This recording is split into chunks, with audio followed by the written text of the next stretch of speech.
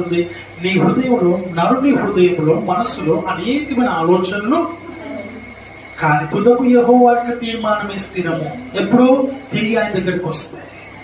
నువ్వు ఆయన నువ్వు దేవుడికి అప్పగించుకుంటే ఆయన వాటన్నిటిని నీకు దూరపరుస్తాడు. పూర్ణ శాంతి గలదానిగా దేవుడు నిన్ను ఆయన శాంతితో నింపుతాడు, సమాధానముతో నింపుతాడు, నెమ్మదితో నింపుతాడు. ఇవన్నీ పెట్టుకునేసి మనం ఏం చేస్తున్నాం ఈ రోజున అనంటే, మనకు మనమే ప్లానింగ్లు వేస్తూ ఉన్నాం, మనకు మనమే ఆలోచించుకుంటున్నాం, మనకు మనమే తలచుకుంటున్నాం, ఏం చేస్తే ఎలా చేస్తే. ఇవన్నీ కాదు ప్రేమ దేవుడు. Surrender in the presence of the lord. నిన్ను నీవు దేవుని సన్నిధికి అప్పగించు. చెప్పు, ఏమని చెప్తావంటే, అయ్యా నేను నిమిత్త మాత్రుల్ని,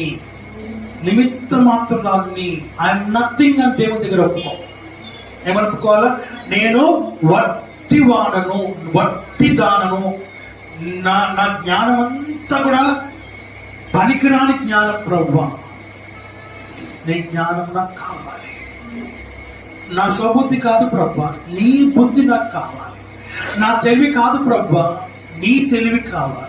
మన సొంత జ్ఞానం ఉపయోగిస్తున్నాం, మన సొంత బుద్ధిని ఉపయోగిస్తున్నాం. అందుకే మన జీవితంలో మార్గంలో సరళము చేయబడట్లేదు.